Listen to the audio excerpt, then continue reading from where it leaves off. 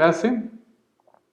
Bien, iniciamos la clase correspondiente al miércoles 17 de noviembre de 2021. Continuamos con el análisis del proceso de celebración de tratados. Para ese efecto vamos a rescatar nuestra presentación de PowerPoint, donde hemos señalado ya de manera muy genérica cuál es el procedimiento a seguir para la celebración de los tratados. Ya hemos revisado el tema de la negociación, la adopción del texto, la autenticación y hemos ya revisado de algún modo la firma referéndum, que ya hemos señalado que en el caso de nuestro país es que en todos los tratados internacionales en los que interviene el Ejecutivo Federal, todos son firmados mediante esta manera en vista de que tienen que ser aprobados por el Poder Legislativo y específicamente por la Cámara de Senadores.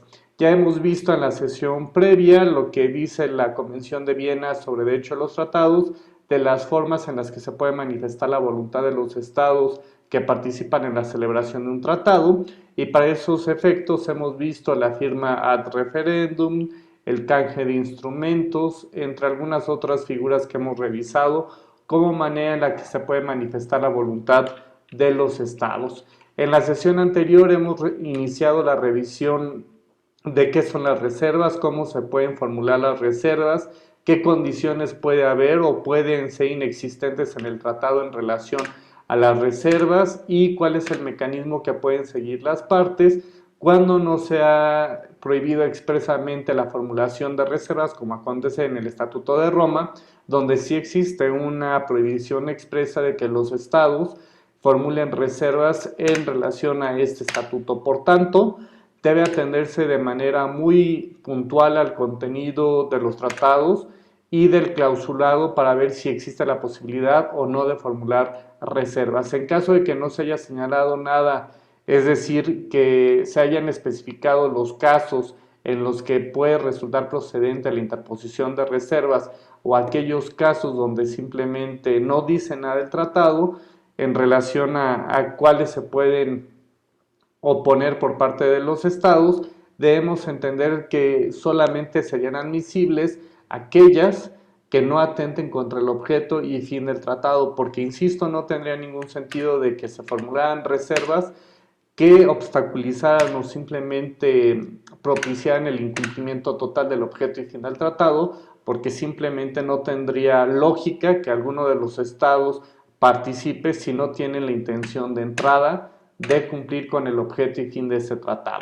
Bueno, esta diapositiva ya la revisamos en la sesión anterior, se dio la lectura correspondiente a la Convención de Viena en los artículos correspondientes, y es importante señalar que en relación a la adhesión como una de las formas para manifestar la voluntad de los estados, recordemos que la diferencia que se tiene en relación a un tratado donde participa desde el proceso de negociación, advertimos que cuando se trata de la adhesión, solamente el Estado dice si quiere o no adherirse o si quiere cumplir o no el tratado internacional como se encuentra vigente.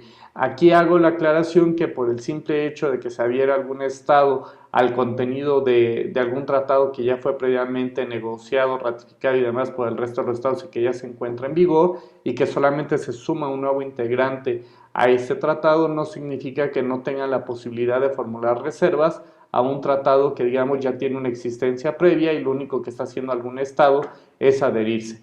E insisto, en el tema de las reservas debemos atender a las reglas establecidas dentro del propio tratado de si son admisibles o no las reservas y bajo qué condiciones serían admisibles ciertas reservas por parte de los estados. En la sesión anterior también hemos ya revisado algunas figuras que son afines a la reserva.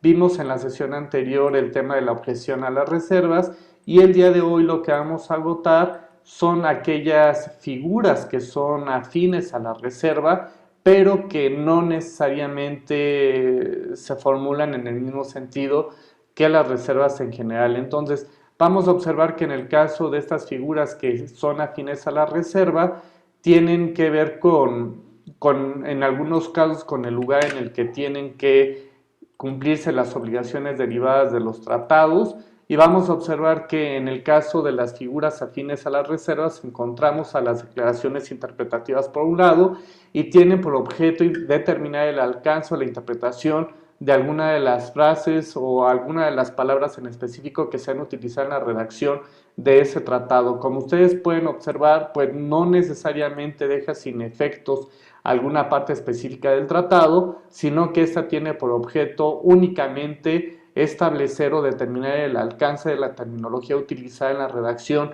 de ese tratado. E insisto en este punto porque, como ya habíamos platicado en las sesiones previas, el uso del lenguaje pues a veces es relativo y el uso de ciertas palabras puede admitir distintos significados y alcances.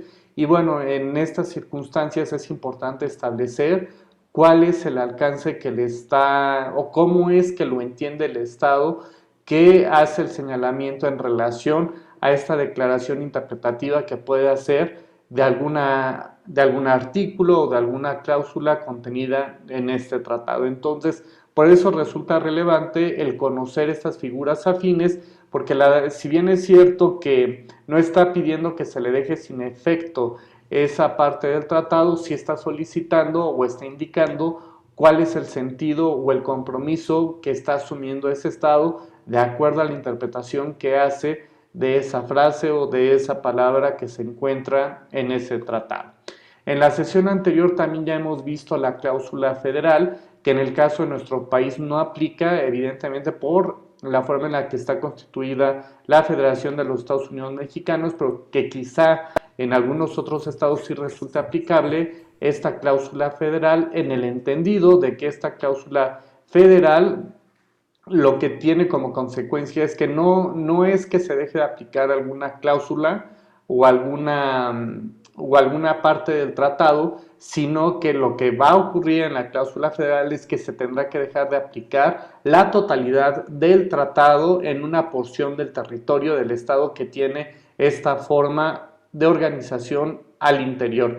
Y esto resulta relevante porque existen algunos países donde, si están constituidos en un esquema federado, recordemos que en el caso de nuestro país solamente la federación tiene la posibilidad de la celebración de tratados con otros países o potencias extranjeras, pero esta forma en la que se construyó el federalismo mexicano no necesariamente tiene que ser igual o idéntica en otras latitudes. Por tanto, existe la posibilidad de que existan algunos estados federados en donde algunas entidades federativas decidan no cumplir en el ejercicio de su soberanía de estas entidades federativas, de no cumplir con el contenido de algún tratado, simplemente no están de acuerdo.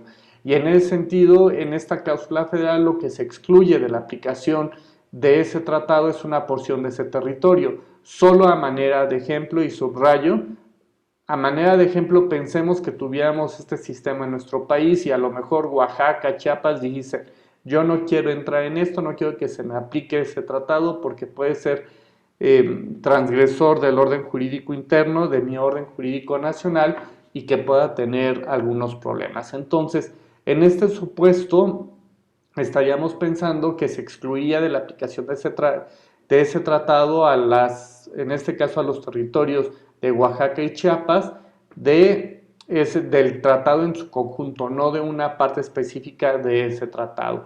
Entonces, vamos a ver que esta hipótesis se encuentra contemplada en la Convención de Viena sobre Derecho a los Tratados y vamos a ver que en esta Convención de Viena, en su artículo 29, establece de manera muy puntual la exclusión de estas áreas o zonas geográficas del Estado federado que impiden a estas partes de cumplir con las obligaciones que puedan derivar de ese tratado. Entonces, vamos a dar lectura a este artículo para tratar de comprender cuál es la importancia que tiene esta cláusula.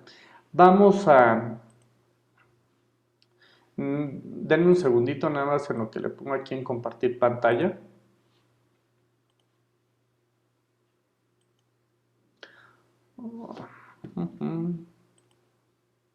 Y dice así: un tratado será obligatorio para cada una de las partes por lo que respecta a la totalidad de su territorio, salvo que una intención diferente se desprenda de él o conste de otro modo.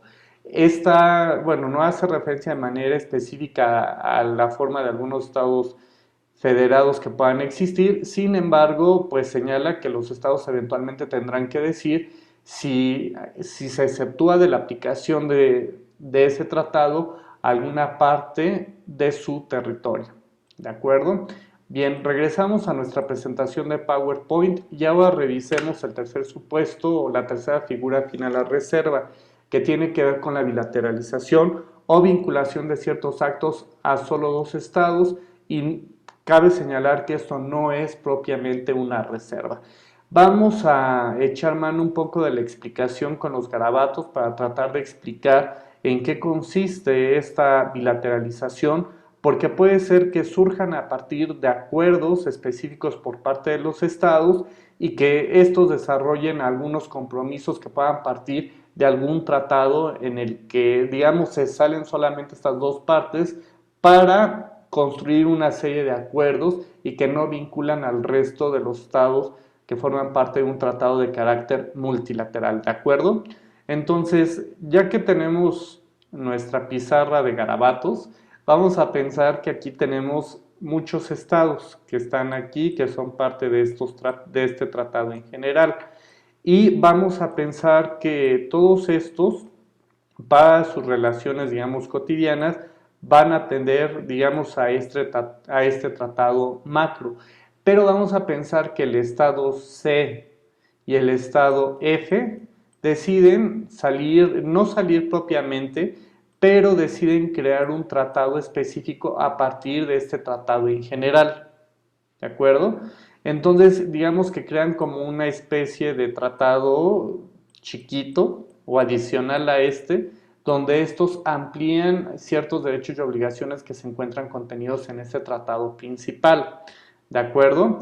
Entonces, lo que hacen los estados a partir de la bilateralización es generar estas especies de obligaciones que solamente digamos que este tratado chiquito solamente involucra estas dos partes y no involucra al resto de los estados parte de este tratado, digamos que general específico, ¿de acuerdo? Entonces lo único que hacen estos estados parte a través de la bilateralización es salir y ampliar los derechos y obligaciones consignados en este tratado general, y que quede claro que solamente vincula a los estados que participan en la creación de este tipo de obligaciones, pero que pueden partir de un tratado de carácter general.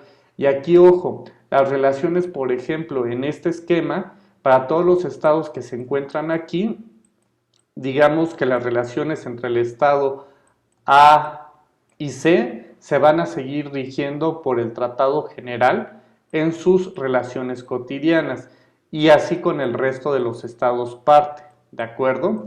Entonces, no importa que exista una bilateralización o que exista la concreción de ciertos compromisos asumidos por las partes, pero digamos que con el resto de las partes del tratado multilateral, pues tendrían que seguir cumpliéndose en los términos que fueron pactados en el tratado, digamos, marco o en el tratado originario, ¿de acuerdo? Lo mismo sucedería con el estado F, digamos que se alía con el estado C, pero con relación con el resto de las partes, pues seguirían con el tratado originario, ¿sí? Es decir, que solamente las obligaciones contraídas entre el estado C y F solamente vinculan a estas partes, ¿de acuerdo? No sé si aquí existe alguna pregunta, duda o comentario. ¿Todo bien?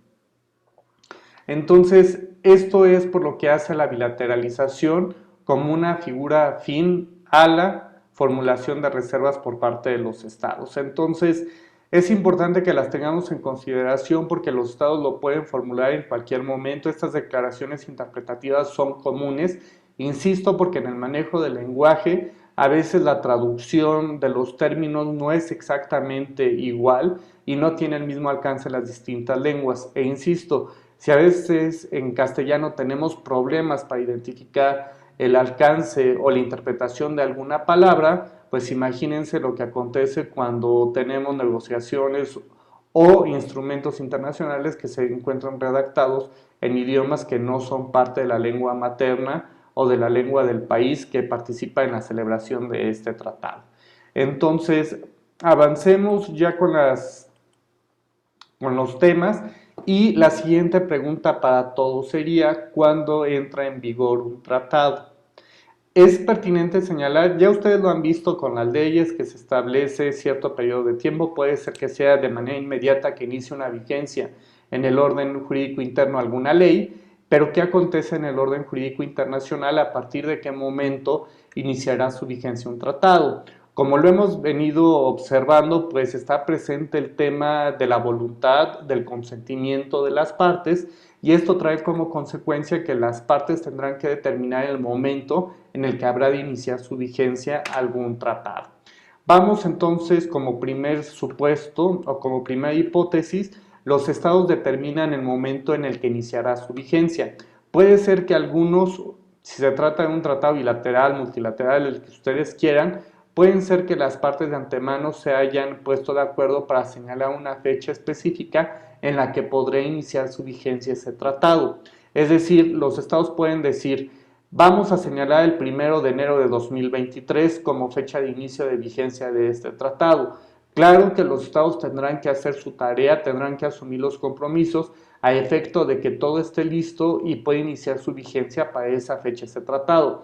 Y esto implica que se hayan intercambiado, por ejemplo, los instrumentos de ratificación o que hayan sido depositados en el estado depositario para que se pueda cumplir con esto. Claro que todos los estados, cuando señalan una fecha concreta del inicio de vigencia de esto, tendrán que cumplir con todo lo que exige el orden jurídico interno a efecto de que para cuando llegue la fecha pactada, pues todos los estados ya ya hayan manifestado su voluntad para vincularse plenamente en relación a ese tratado. No sé, quizá ustedes no lo recuerden, insisto, a lo mejor muchos ni existían para la época, pero cuando se inicia la circulación del euro en Europa, se establecieron fechas específicas para que iniciara su circulación en distintos países que integraban la Unión Monetaria en su momento. Claro que esto fue escalonado, no entró o no inició su circulación de manera inmediata en todos los estados que forman parte de la Unión Europea, sino que fue un proceso escalonado y en algunos casos primero se inició para operaciones entre los distintos estados que integraban la Unión Europea y después se pactaron las fechas a partir de las cuales los estados tenían que permitir la circulación de manera cotidiana o en la realización de las operaciones diarias el euro como moneda de uso común y corriente, y para eso pues las partes tuvieron que establecer un calendario específico para el cumplimiento de obligaciones. En el caso del TEMEC y eventualmente en el caso del Tratado de Libre Comercio de América del Norte, se establecen calendarios de desgravación y a partir de esas fechas pues los estados se comprometen a asumir ciertos compromisos.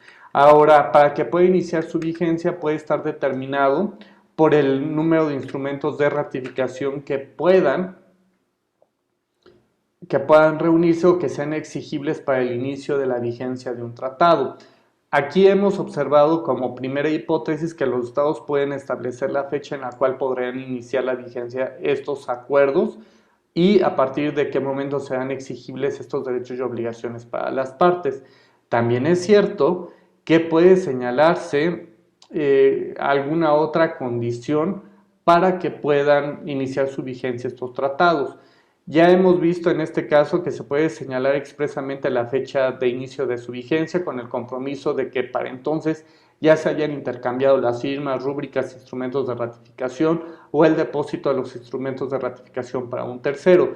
La siguiente hipótesis es cuando se alcance un número específico de ratificaciones.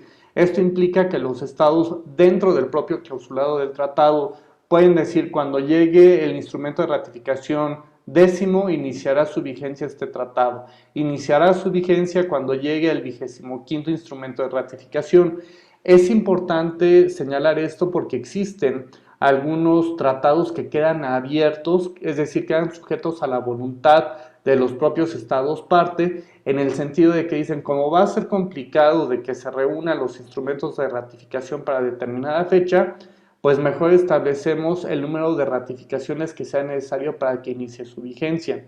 Normalmente se establece un estado depositario o alguna organización depositaria de estos instrumentos de ratificación y una de las principales tareas que tienen los estados que fungen como depositarios o estas organizaciones depositarias de instrumentos de ratificación es que tienen que hacer la certificación correspondiente de cuando se reúnan los instrumentos de ratificación necesarios para el inicio de vigencia. Una vez que el Estado depositario o la Organización Internacional Depositaria encargada de recabar o de simplemente de custodiar estos instrumentos de ratificación, tiene que notificar eventualmente a los estados parte de que se han alcanzado los instrumentos de ratificación necesarios para que inicie su vigencia este tratado.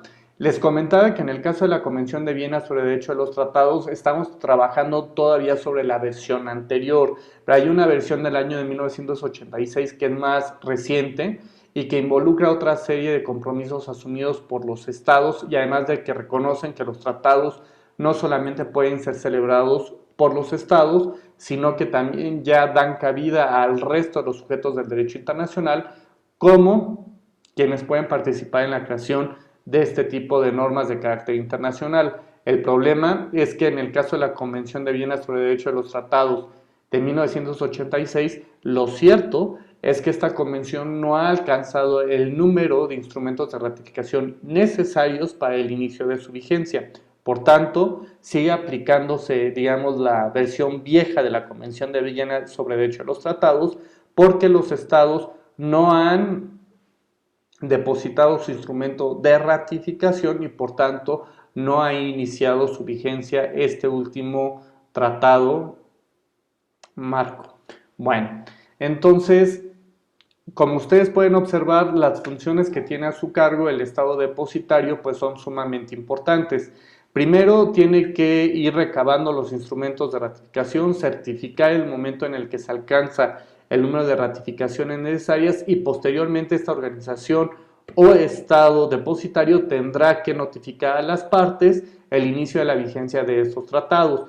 Normalmente cuando se establece como requisito para que inicie su vigencia un determinado número de instrumentos de ratificación, se establece que podrá ser dentro de los 15, 30 días o dentro de los meses siguientes, pueden establecer el número de meses que se le pegue la gana a los estados para que inicie su vigencia ese tratado. Por eso resulta relevante el papel que asume de inicio estas organizaciones o estados depositarios de los tratados. Aquí, insisto, recuerden que para mantener el principio de publicidad de todos los tratados, los estados que son parte de estos tienen la obligación, al menos en la teoría, de registrar estos tratados ante la Secretaría General de la Organización de las Naciones Unidas, bajo la pena o bajo la consecuencia de que si no son inscritos ante la Secretaría General de la Organización de las Naciones Unidas, no podrá ser llevada ninguna controversia, ningún pleito en ese sentido ante algún órgano de Naciones Unidas. ¿Por qué? Porque la idea de que se registren ante la Secretaría General de la Organización de las Naciones Unidas es que se le dé publicidad. Y si no se registran, pues no hay manera de que el resto de la comunidad internacional sepa con precisión cuál es el alcance de los compromisos asumidos por los estados parte. Bien. ¿Cuáles son los ámbitos de aplicación de un tratado? Es la siguiente pregunta que tenemos que formularnos.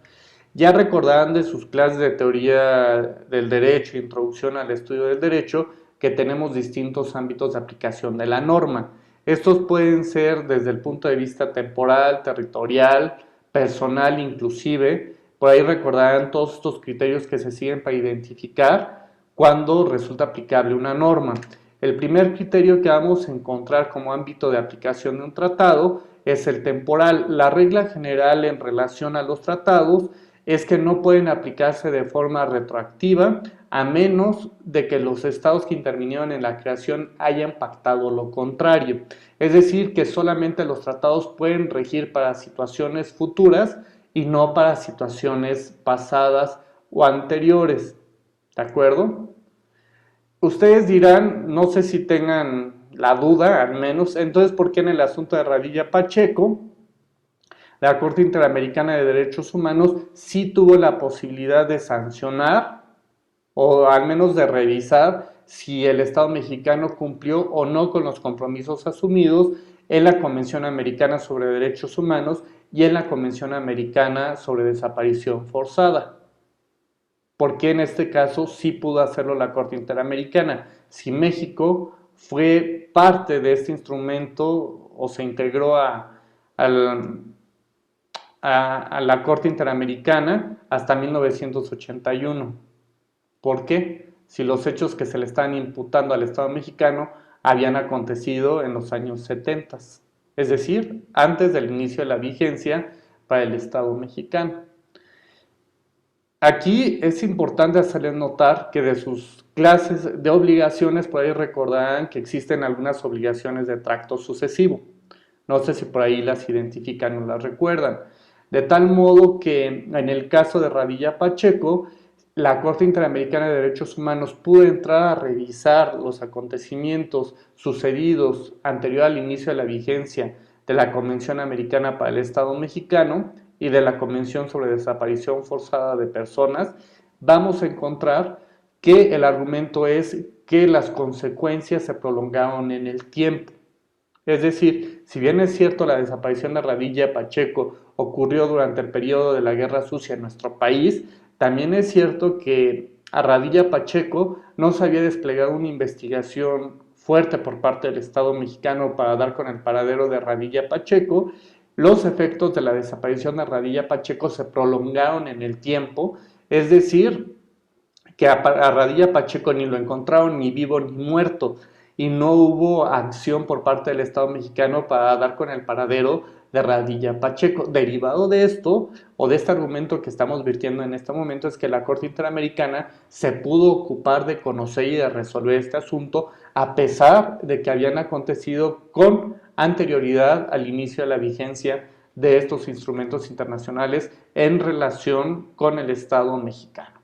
Ahora, ¿cuál es el otro ámbito de aplicación de los tratados? Ya hemos visto que el temporal, ahora vamos al territorial. Es claro que los tratados solamente son aplicables en los estados parte que participaron en la formación de ese tratado. Si tenemos el TEMEC, que está conformado por México, Estados Unidos y Canadá, a menos de que algún otro estado se incorporara a este bloque comercial, podría aplicarse en su territorio este tratado. Pero es claro que, por ejemplo, a Japón no le resulta aplicable o no tendría vigencia el Tratado México, Estados Unidos, Canadá, porque simplemente Japón no fue parte de este Tratado de Libre Comercio entre estos tres países de América del Norte. Vamos a observar la aplicación de tratados sucesivos. Esto de la... Adelante, Armando. Pero oiga, profe, ¿qué va a pasar con el TEMEC? Ve que el primer ministro, ante el abandono, ante el Brexit, dijo que se quería unir al TEMEC. ¿Esto se podría? Sí, porque sí existe la posibilidad de hacerlo en el marco del Tratado México, Estados Unidos, Canadá. Aquí para que se puedan incorporar nuevos estados, si no se ha señalado de manera expresa entre los estados que participaron de inicio, si no existía alguna cláusula de ese tipo, bastaría con el consenso de los otros estados para admitir nuevos miembros a este tratado de libre comercio. Existen algunos otros tratados que son cerrados y de entrada no participan en el ingreso de nuevos socios o de nuevos miembros.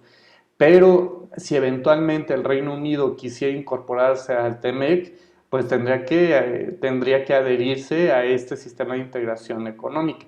Lo veo complicado, sí se manejó mucho en la prensa la posibilidad de que se incorporara el Reino Unido ante su salida de la Unión Europea, pero es complejo, no es una tarea tan sencilla y el principal problema que vería aquí sería el tema de la proximidad geográfica, pero aquí viene también otra cuestión. México tiene celebrados tratados de libre comercio con países donde no comparte ni siquiera fronteras geográficas.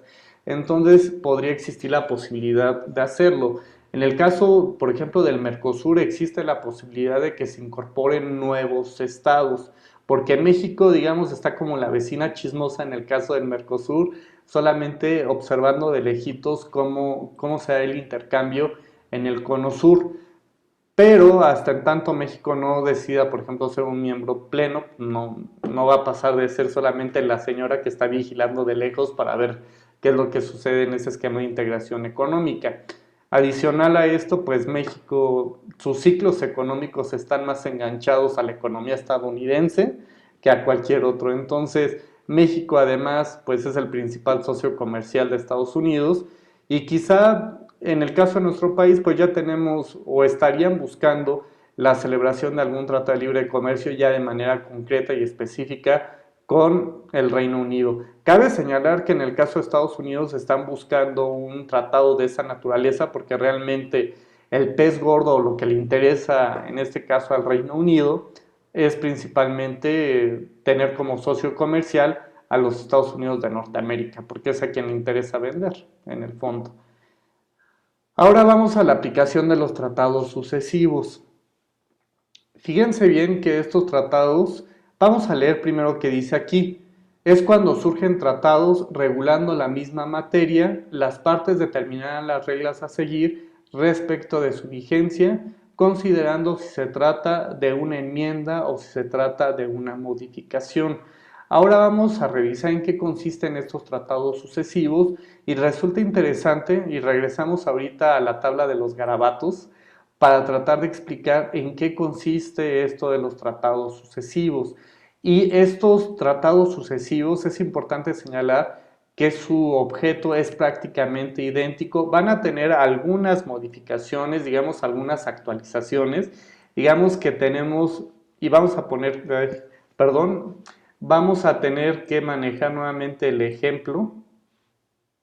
Bueno, no le hagan caso a la forma de los dibujos, piensen que son iguales porque es complicado con el mouse hacerlos de manera muy parecida, pero lo que les trato de explicar con esto es que vamos a tener un tratado aquí que viene a sustituir al otro, que es como en el caso de la Convención de Viena que les explicaba hace un momento. Tenemos una Convención de Viena, digamos que viejita, y esta Convención de Viena viejita se vino a actualizar por una versión más reciente. Su objeto es muy similar, es regular el proceso de celebración de los tratados a nivel internacional y establecer reglas básicas en ambos instrumentos, ¿de acuerdo? Digamos que esta sería como la versión 1.0 de la Convención de Viena sobre el Derecho de los Tratados y tenemos la versión 2.0 de esta Convención de Viena. Solamente es para tratar de ilustrar el ejemplo. Entonces vamos a observar que en estos tratados, la idea es que se sustituya en algún momento a la versión anterior y que todos los estados se sumen a este tratado nuevo, ¿de acuerdo? Que es lo que está pendiente en realidad en relación a la Convención de Viena sobre el Derecho de los Tratados. Entonces, la idea un poco es que en algún momento sustituya totalmente a la versión 1.0. El problema es más complejo porque, como hace un ratito les explicaba, tenemos algunos otros países que a lo mejor van a querer quedarse en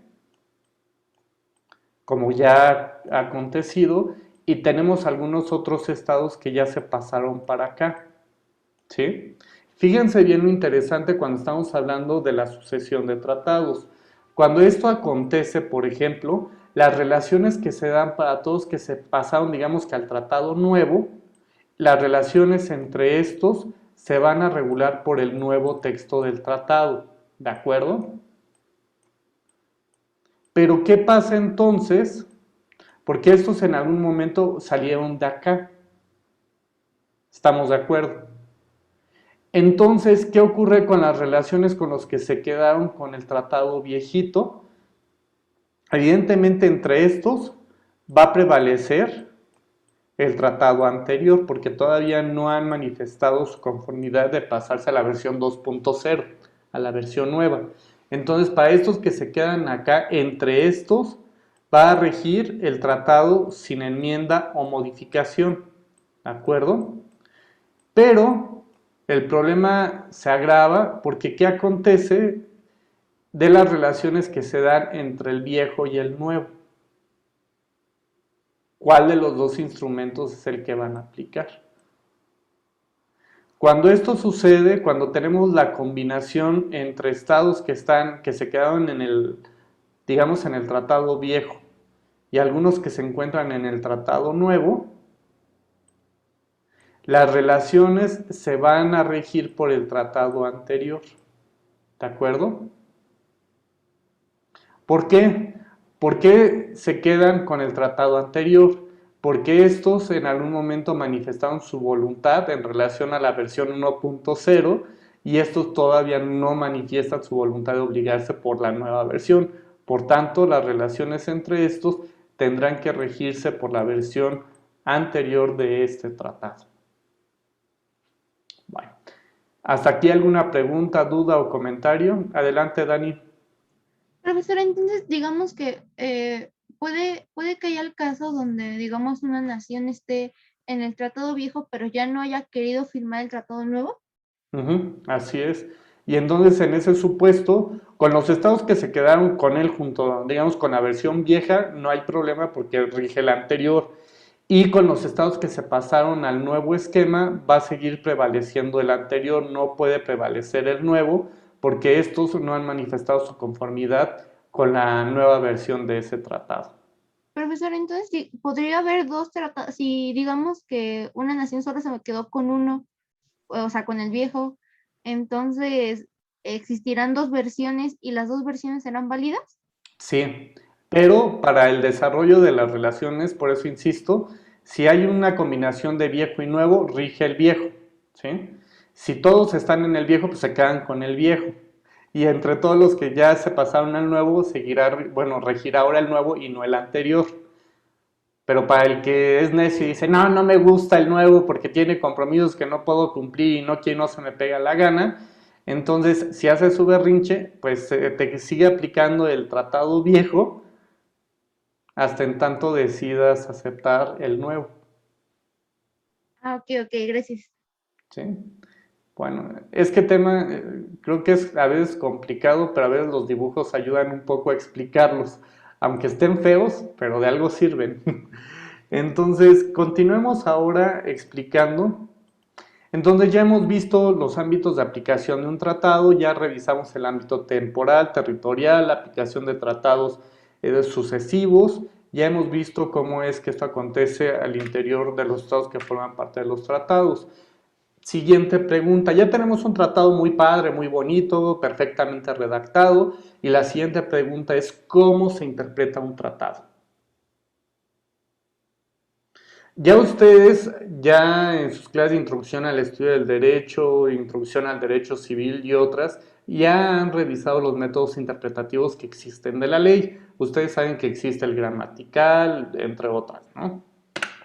En el caso de los tratados también tenemos ciertas formas de interpretación de los tratados, que en realidad no es una cosa diferente a lo que ustedes ya han visto para la interpretación de las leyes en el orden jurídico interno. Así vamos a encontrar que un tratado puede interpretarse en el sentido corriente, común, cotidiano de los términos utilizados en su redacción. Claro está que si a veces tenemos problemas o dudas en cuanto al alcance o al significado de alguna palabra, pues nos vamos al diccionario y revisamos cuál es este sentido que podemos interpretar de alguna palabra. Luego vamos a revisar, adelante Arturo, Diego. Sí, gracias, profesor. Bueno, sí, yo tengo una duda similar en una anterior clase sobre el sentido de las palabras, de cómo podemos consultar la interpretación. Y aquí, pues, en el caso por ejemplo, en México, de tener alguna duda sobre alguna palabra en algún código del Estado, pues es más fácil consultar lo que quiere decir, ¿no? Con jurisprudencias, a lo mejor con la Real Academia Española, tesis, que fue también de lo que me comentó el profesor. Sin embargo, en este tipo de casos, por ejemplo, en la convención, no sé, en la convención americana, si llegara a haber alguna controversia en la palabra, no sé, me imagino gato, ¿no? Pues creo que fue lo que usted nos comentó, o algo más técnico, como un término como, un término a lo mejor como culpa, o un término como Culpa, error, tramposo, ¿no? dolo. Exacto. ahí, ¿cuáles serían como a dónde podemos dirigirnos si no hay tendremos nosotros que dar nuestra propia interpretación de lo que es? O sea, si no encontramos nada que nos hable sobre eso y la Real Academia se queda corta con la interpretación o el sentido que tenga la norma, ¿qué se hace en esos casos? Y justamente tenemos todos estos métodos interpretativos, porque a primera mano lo primero que tenemos que hacer cuando leemos alguna ley o cualquier texto legal, tenemos que acudir primero a la interpretación gramatical, que es a la que acudimos normalmente para comprender el alcance o sentido que tiene alguna norma jurídica. Si a veces esto no es suficiente, como bien lo apuntas, Diego, podemos acudir a la jurisprudencia o podemos acudir inclusive al contexto histórico en el que se formó esa ley, porque hay veces en que no comprendemos el alcance o el significado de las palabras si no entendemos el momento histórico en el que surgió. Solo a manera de ejemplo, veamos en el caso de la Ley Federal del Trabajo. Tenemos algunas instituciones que solamente las podemos comprender si entendemos el contexto histórico en el que se desarrolló o en el que se generó este tipo de normas. Es decir, tenemos que recurrir desde el punto de vista interpretativo o histórico a las condiciones sociales, políticas y económicas del momento que quizá le dieron origen a las normas laborales en nuestro país y del por qué surge el artículo 123. Quizá si no conocemos la historia de nuestro país, la situación en la que vivían campesinos y obreros en territorio nacional, difícilmente comprenderíamos el alcance o la razón del por qué surgió el artículo 123. Todos sabemos que tenemos, desde el punto de vista histórico, tenemos problemas de concentración de tierras, por ejemplo, en pocas manos en la época de Porfirio Díaz, el lugar que tenían los campesinos en ese momento de la historia, que eran controlados, explotados, las tiendas de raya, todo esto que sucedía en territorio nacional, una clase obrera, digamos, incipiente en nuestro país, pero que ya empezaba a reclamar ciertos derechos y que para comprender la razón de la limitación, por ejemplo, de la jornada de trabajo, entre otras cosas, o los días de descanso obligatorios o el establecimiento de una jornada máxima de trabajo, sabemos que esto obedece a luchas sociales que se gestaron en el país, y no solamente en territorio nacional, sino que hubo una influencia importante también de otros países en el desarrollo, por ejemplo, del sindicalismo en nuestro país. Solo a manera de ejemplo.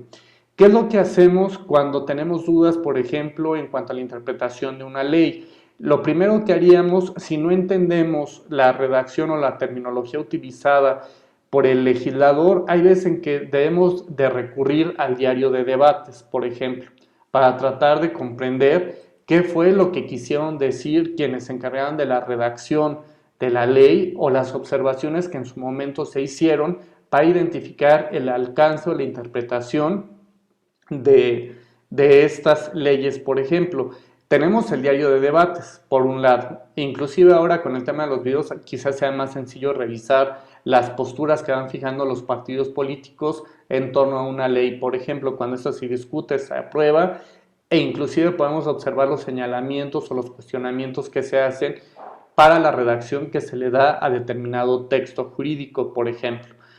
Y bueno, esto resulta relevante porque conocemos el contexto en el que se da la redacción de esta ley, pero si a veces no es suficiente revisar los diarios de debates, tenemos la exposición de motivos. En la exposición de motivos todos sabemos que vierten cuáles son las razones políticas, ideológicas que se tengan para la elaboración de una norma. En el caso del derecho internacional y específicamente en los tratados, vamos a observar que no vamos a encontrar la exposición de motivos como tal, pero digamos la figura afín sería el preámbulo, y en el preámbulo en todos los tratados ahí se avientan un discurso normalmente los estados que participan en la celebración de estos tratados, donde explican las razones del por qué y del para qué es necesario ese tratado. Digamos que ahí se vierten en términos generales cuáles son las razones que se tiene para celebrar ese tratado en esos términos. Y si no fuera suficiente revisar el preámbulo de ese tratado, pueden revisarse justamente las mesas de discusión o de negociación que se tuvo de ese tratado para tratar de identificar o rescatar cuál fue, digamos, eso del espíritu del legislador. Aquí tendremos que rescatar el espíritu de los estados negociadores o quienes participaron para tratar de identificar cuáles son el contexto en el que se da y el sentido que se les estaba dando a los compromisos asumidos en esos tratados. De primera mano, lo primero que tendríamos que hacer es revisar o interpretarlo de acuerdo al significado que tienen las palabras utilizadas en la redacción de ese tratado. Si esto no es suficiente, entonces entramos al principio del contexto, donde tenemos que revisar el preámbulo, documentos anexos o algún otro documento complementario para establecer el alcance de la terminología utilizada, de la interpretación que deberíamos de dar a esto. Quizá en el orden jurídico interno sea relativamente sencillo esto, y a veces es cuestionable, porque, insisto, tenemos que revisar o hacemos esta interpretación gramatical o literal del texto que estamos revisando. Podemos revisar la exposición de motivos, la cuestión histórica que rodea la conformación de esa ley, las reformas que ha tenido, las discusiones y argumentos que se han encontrado en relación a esa ley, por ejemplo, pero la Corte a veces cuando entra, revisa, hay veces en que el legislador no es claro, entonces hay que estar revisando, adivinando lo que quiso decir, me recuerda a Fox, lo que el presidente quiso decir, y en este caso sería la Corte entra a revisar lo que quiso decir el legislador fue esto, y determina y establece cuáles son los criterios de interpretación y aplicación de esa norma de una manera muy puntual. En el orden jurídico, digamos que en este caso internacional o de los tratados, tenemos estos que observamos en pantalla. Podemos recurrir al principio de conformidad con el objeto y fin del tratado para establecer el alcance de los compromisos asumidos por las partes. Si no hay claridad, si no nos da la respuesta, la interpretación gramatical que estamos haciendo, ya revisamos el contexto, quizá los diarios que se dieron en el marco de las negociaciones o las discusiones que se dieron y que quedaron por ahí, a lo mejor en la adopción del texto quedó por ahí asentado alguna aclaración o en algún otro documento que se haya generado en el proceso de celebración del tratado, puede resultar útil para determinar el alcance de los compromisos asumidos por las partes. El principio que observamos aquí también ya de algún modo lo hemos revisado con el tema del control de la constitucionalidad y de la convencionalidad.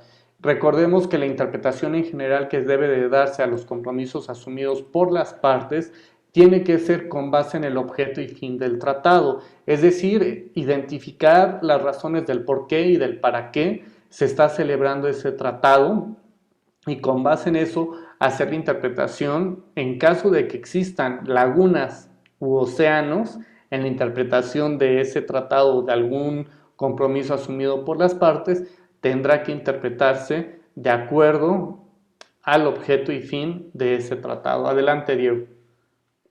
Sí, gracias, profe. Ya por último, entonces aquí ya cuando ya se puede ya estudiar todo esto y llegar ya a una conclusión, en caso de que, por ejemplo, se llegara a presentar esta misma disputa, pero ahora entre dos naciones, en el caso particular de, no sé, Israel y Palestina, con lo del territorio de Jerusalén, aquí es un tercero quien debe de dirimir, ¿no? O ¿qué pasa cuando las dos partes tienen la razón? No necesariamente, porque en el caso del derecho internacional público, recordemos que existen, no lo hemos visto todavía, ya se me está acabando el curso, tenemos los medios pacíficos de solución de controversias y se dividen en dos tipos. Tenemos los medios diplomáticos donde entran los buenos oficios, la mediación, la negociación, la conciliación y la investigación, y tenemos los medios jurisdiccionales. En los medios jurisdiccionales tenemos el arbitraje y tenemos los tribunales que tienen una existencia previa a la controversia. Y en el caso de los primeros, en los medios diplomáticos, siempre está sujeto a la voluntad de las partes. Entonces puede ser que alcancen algún acuerdo y de esa manera solucionen la controversia. Pero en caso de que exista alguna controversia en algún tribunal internacional, o inclusive los mismos estados pueden recurrir a estas formas de interpretar para fortalecer los argumentos que puedan vertir en el proceso de mediación o de conciliación o bien de negociación, porque finalmente lo que hacen cuando existe una disputa entre los estados es vertir sus mejores argumentos ambas partes y bueno, ya dependerá de hasta qué punto se dejan o no, pero van a estar interpretando continuamente el sentido o el alcance de los compromisos asumidos en esos tratados. Y esta interpretación, insisto, si bien es cierto en el caso de los medios jurisdiccionales, no tienen otra alternativa, porque si ellos, en este caso, si fuera un arbitraje o fuera un tribunal permanente, tendría que recurrir o tendría que realizar alguna de estas interpretaciones forzosamente. Lo que hace un juez en el orden jurídico interno, sabemos que interpreta y aplica. Es lo que hace, y para poder hacer esto, de la interpretación tiene que recurrir a distintas técnicas para resolver el conflicto o la diferencia. Pero en el caso del derecho internacional público, el problema que tenemos es que no necesariamente se resuelve siempre cuando existe algún conflicto o alguna controversia entre las partes a través de un litigio. Puede resolverse a través de un medio alternativo de solución de diferencias y aplicaría aquí que más vale un mal arreglo que un buen pleito, porque a veces los estados, insisto, interpretan ellos el alcance que tienen estas obligaciones, pero ya dependerá de los acuerdos que alcancen cuál es el criterio que habrá de prevalecer. Pero siempre que hay una pretensión de por medio, siempre hay una interpretación de las obligaciones o compromisos contraídos por las partes. Entonces, no necesariamente la interpretación la tiene que hacer un órgano jurisdiccional o un tercero imparcial. Ah, ok, sí. Sí, para darle eficacia, ¿no? A esto. Pero, Sí. ok, va. Porque de todas Gracias. formas están en pugna, están peleándose y va a decir uno, es que el cielo es azul, y uno, pues sí, es azul, y el otro va a decir, es que no es azul intenso, es un azul bajito, una cosa de esas, o es de color rojo.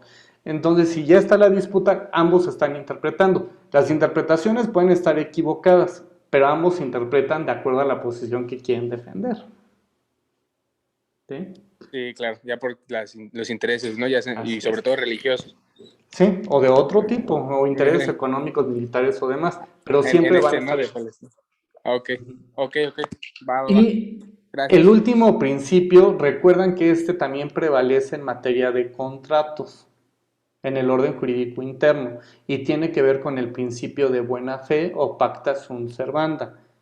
¿Sí? Los pactos legalmente celebrados tienen que ser puntualmente cumplidos por las partes. Entonces, la Convención de Viena sobre Derecho de los Tratados establece estas figuras acerca de la interpretación de un tratado. Veamos qué establece el artículo 31 en cuanto a la interpretación de los tratados. Regla general de interpretación. Un tratado deberá interpretarse de buena fe conforme al sentido corriente que haya de atribuirse a los términos del tratado en el contexto de estos y teniendo en cuenta su objeto y fin. Párrafo 2. Para los efectos de la interpretación de un tratado, el contexto comprenderá además del texto, incluido su preámbulo y anexos. A. Todo acuerdo que se refiera al tratado y haya sido concertado entre todas las partes con motivo de la celebración del tratado. Inciso B. Todo instrumento formulado por una o más partes con motivo de la celebración del tratado y aceptado por las demás como instrumento referente al tratado. 3. Juntamente con el contexto habrá de tenerse en cuenta a. Todo acuerdo ulterior entre las partes acerca de la interpretación del tratado o de la aplicación de sus disposiciones. B. Toda práctica ulteriormente seguida en la aplicación del tratado por la cual conste el acuerdo de las partes acerca de la interpretación del tratado. C. Toda forma pertinente de derecho internacional aplicable en las relaciones entre las partes. Y 4. Se dará a un término un sentido especial si consta que tal fue la intención de las partes, que un poco es lo de la cláusula interpretativa que hemos visto en minutos previos. Ahora vamos al artículo 32, medios de interpretación complementarios, que tiene que ver un poco con la pregunta de Diego de hace un momento. Se podrán acudir a medios de interpretación complementarios en particular a los trabajos preparatorios del tratado y a las circunstancias de su celebración, para confirmar el sentido resultante de la aplicación del artículo 31 o para determinar el sentido cuando la interpretación dada de conformidad con el artículo 31, inciso A, deje ambiguo u oscuro el sentido o B, conduzca a un resultado manifiestamente absurdo o irrazonable. Entonces, aquí encuentran las herramientas que se tiene para la interpretación de los tratados. ¿Se acuerdan que les había dicho algo de la autenticación de los textos y de por qué era importante revisar qué lenguas son las que se habían autenticado y a las que tenían que acudir en caso de que existiera alguna controversia? Veamos el contenido del artículo 33. Párrafo 1. Cuando un tratado haya sido autenticado en 2 o más idiomas, el texto hará igualmente fe en cada idioma, a menos que el tratado disponga o las partes convengan que en caso de discrepancia prevalecerá uno de los textos.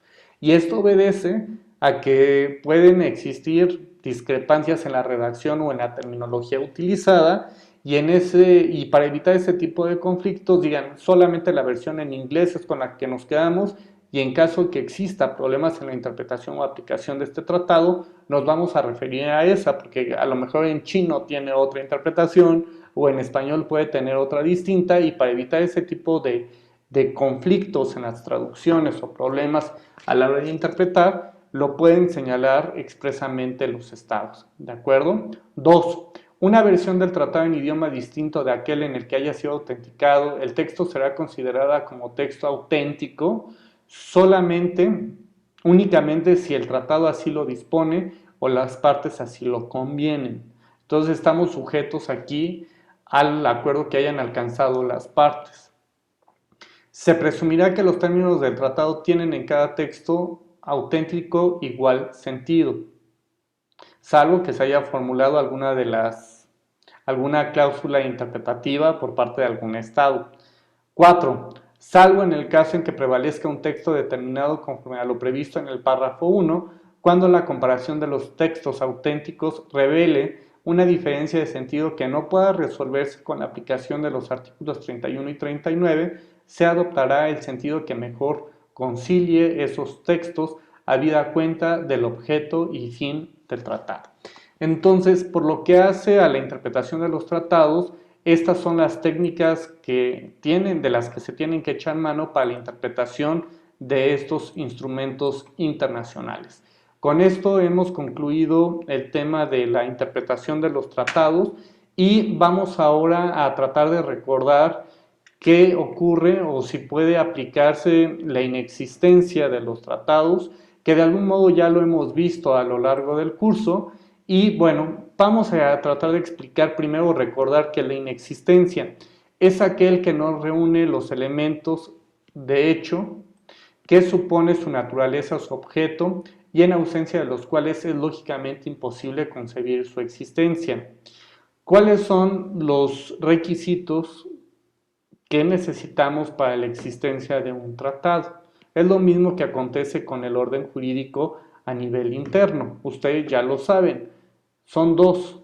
Uno es el consentimiento y otro es el objeto. Hay otros que dirían, de algunos de sus maestros que dirían, antes del consentimiento y del objeto se requieren a los sujetos. Si no hay sujetos, sería inexistente o simplemente no podrían hacer a la vida jurídica estas obligaciones. ¿Estamos de acuerdo?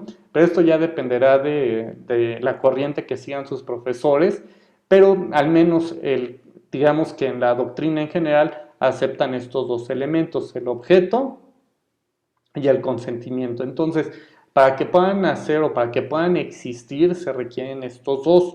Y ya hemos visto que en el caso del derecho internacional público, para que pueda manifestarse el consentimiento, al igual que acontece en el orden jurídico interno, ya sabemos que el consentimiento debe de manifestarse de manera libre por las partes. El objeto además debe de ser lícito y posible llevarlo a cabo. ¿Estamos de acuerdo? En el caso del derecho internacional, ¿qué es lo que nos identifica o que si falta alguno de estos 2 elementos traería consigo la inexistencia de estos tratados? Es decir, si no se manifiesta o si en este caso el objeto y fin del tratado no es lícito, pues simplemente es inexistente este tratado. Y para determinar la licitud de un tratado internacional, recordemos que no deben de ser contrarios a las normas imperativas de derecho internacional o normas de jus cogens, y estas normas imperativas de derecho internacional general pues deben de ser respetadas por el resto de la comunidad internacional. Ya hemos visto en qué consiste y bueno, sobre estos tópicos pues simplemente no podría admitirse un acuerdo de voluntades, porque si bien es cierto que puede existir el acuerdo de las partes, sería inexistente porque está prohibido expresamente por estas normas imperativas de derecho internacional. ¿De acuerdo? Vamos a revisar otro punto que también resulta relevante y tiene que ver con la nulidad. Ya esto lo han visto también en sus clases de obligaciones y han hecho la distinción entre la nulidad absoluta y la nulidad relativa. Pues justamente la Convención de Viena sobre Derecho de los Tratados también establece aquellos supuestos en los que puede llegar a operar la nulidad absoluta y la nulidad relativa de los tratados. Veamos solamente el concepto general de nulidad y en qué consiste. A diferencia del acto inexistente, el acto nulo reúne las condiciones esenciales para su existencia de todo acto jurídico, pero se encuentra privado de efectos por la norma jurídica. Es decir, existe el consentimiento, pero se encuentra expresamente prohibido, y esto es parte de lo que establece la Convención de Viena sobre Derecho de los Tratados. Veamos el concepto de nulidad absoluta y de nulidad relativa. En la nulidad absoluta vamos a encontrar que se atacan a los actos que se ejecutan materialmente en contravención a un mandato o prohibición de una ley imperativa o prohibitiva. En el caso de la nulidad relativa, es una medida que se da de protección a favor de las personas, a favor de personas determinadas, y existe la posibilidad de convalidarlo con un acto posterior, como ocurre cuando existe error, dolo o entre alguna otra. En el caso de la nulidad absoluta, ya lo hemos visto en relación al objeto, que tiene que ser posible, lícito y demás, que está dentro del comercio en el caso del orden jurídico interno y de los contratos. En el caso del derecho internacional, pues tiene que ser lícito, es decir, no debe de estar en contravención de alguna norma imperativa de derecho internacional. ¿De acuerdo? Y digamos que en el caso de la nulidad relativa, puede ser que exista algún defecto en la manera en la que se ha manifestado la voluntad, pero puede ser subsanable en un momento posterior. ¿De acuerdo?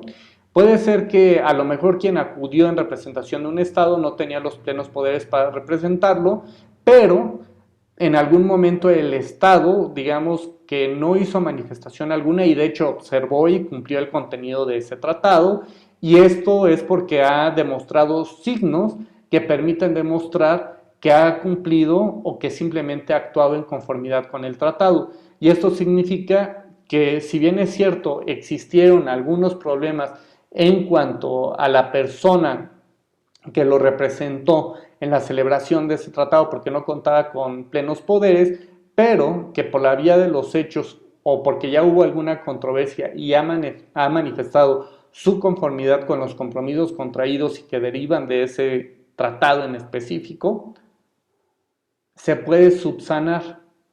Si bien es cierto existió esta deficiencia, en la vía de los hechos ha quedado demostrado o ha convalidado ese tratado porque se ha conformado o ha cumplido como tal. ¿De acuerdo? Bien, vamos a ver entonces cómo se manifiesta esto en la Convención de Viena, y vamos a ver que en cuanto a la nulidad relativa, la Convención de Viena al menos contempla las siguientes hipótesis. Cuando existe una violación a una norma de derecho interno, vamos a revisar el artículo 46, la restricción de los plenos poderes del representante, cuando puede mediar error, dolo o la corrupción del representante. Todas estas condiciones que tenemos aquí pueden traer como consecuencia, si es que se presentan, su convalidación. Es decir, a pesar de que existió alguna deficiencia en la manifestación de la voluntad de alguna de las partes, con un acto o actos posteriores puede llegar a convalidarse y es como si nunca hubiese existido esta deficiencia, ¿de acuerdo? Pero ¿qué pasa con la nulidad absoluta? En el caso de la nulidad absoluta, en la Convención de Viena contempla la coacción sobre un representante del Estado, la coacción sobre un Estado por la amenaza o el uso de la fuerza y la incompatibilidad con una norma imperativa de derecho internacional o norma de jus cogens. Estos son los supuestos en los que puede presentarse la nulidad absoluta de un tratado. Ahora revisemos en lo particular cómo lo establece la Convención de Viena sobre Derecho de los Tratados. Nos vamos en este caso al artículo 46 y veamos qué se dice ahí al respecto. El artículo 46 establece lo siguiente: disposiciones de derecho interno concernientes a la competencia para celebrar tratados.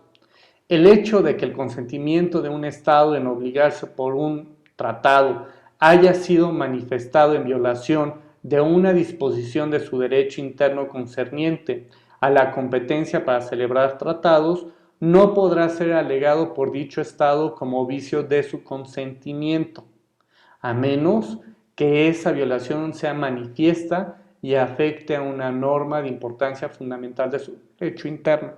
Es decir, si es una norma de carácter secundario que no forma parte del orden jurídico constitucional de ese Estado, no podrá ser invocada por ese Estado. Si es una violación a una ley ordinaria o, por ejemplo, a un código civil, a un código penal o alguna ley de otro tipo que no sea de carácter constitucional, no podrá ser alegado como un vicio de su consentimiento o que eventualmente eso le impide cumplir con el objeto y fin de ese tratado. Artículo 47. Restricción específica de los poderes para manifestar el consentimiento de un Estado. Si los poderes de un representante para manifestar el consentimiento de un Estado en obligarse por un tratado determinado han sido objeto de una restricción específica, la inobservancia de esa restricción por tal representante no podrá alegarse como vicio del consentimiento manifestado por él, a menos que la restricción haya sido notificada con anterioridad a la manifestación de ese consentimiento a los demás estados negociadores. Entonces, si los demás estados negociadores ya sabían de antemano que no tenía la facultad para vincular a ese estado, bueno, no, en este sentido, pues el Estado cumplió con avisarles de que no tenía las facultades necesarias para representarlo y para obligarlo. Es decir, que sí podrían alegar que no pueden cumplir con ese tratado porque el resto de los estados partes sabían que no tenía dentro de sus plenos poderes las facultades para representar a ese estado. Pero bueno, entonces vamos a observar que puede ser materia de la nulidad relativa. Si bien es cierto, puede ser que hayan existido estas deficiencias en cuanto a los plenos poderes. Si esto es del conocimiento del Estado que lo está enviando y no lo hace saber del resto de los estados parte, pues no va a poder alegar que su consentimiento está viciado de origen. ¿De acuerdo? Forzosamente tiene que avisarle al resto de las partes en caso de que lo quiera invocar como una causa de nulidad relativa. ¿De acuerdo? Ahora veamos el artículo 48. Un Estado podrá alegar un error en un tratado como vicio de su consentimiento en obligarse por el tratado si el error se refiere a un hecho o a una situación cuya existencia diera por supuesta ese Estado en el momento de la celebración del tratado y constituyera una base esencial de su consentimiento en obligarse por el tratado. Párrafo 2. En el párrafo 1 no se aplicará si el Estado de que se trate contribuyó con su conducta al error o si las circunstancias fueron tales que hubiera quedado advertido de la posibilidad del error. Y 3. Un error que concierna solo a la redacción del texto de un tratado no afectará la validez de este. El dolo, como ustedes saben, también se puede invocar como una causa de nulidad relativa. Veamos el artículo 49. Si un Estado ha sido inducido a celebrar un tratado por la conducta fraudulenta de otro Estado negociador, podrá alegar el dolo como vicio de su consentimiento en obligarse por el Estado. Pero insisto, si el Estado, a pesar de que existe el error, el dolo o existe alguna de las otras causales que hemos revisado, si el Estado lo consiente y cumple en los términos en los que quedó pactado, a pesar de que esto existe, se puede subsanar esas deficiencias que existieron al momento de manifestar su voluntad.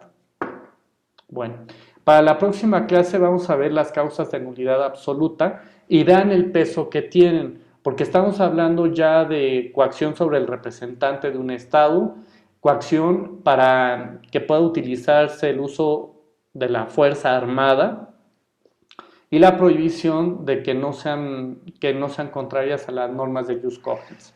Bueno, paso lista. Ya en un momento, por favor, unos segundos. Profe, mi compañero Diego le había mandado mensaje porque tiene exposición a la siguiente, entonces pues. Ok, ¿es Diego Baños? Ajá, Baños Ok. García Diego Arturo. Ahorita le registro la asistencia. Perfecto. Bueno, pues nos vemos y cuídense mucho. Nos vemos el viernes. Igualmente, maestro, un abrazo, Gracias, hasta luego. Gracias. Gracias, maestro. Hasta Hasta luego. Hasta luego. Hasta luego. Nos vemos el viernes. Bye. Bye.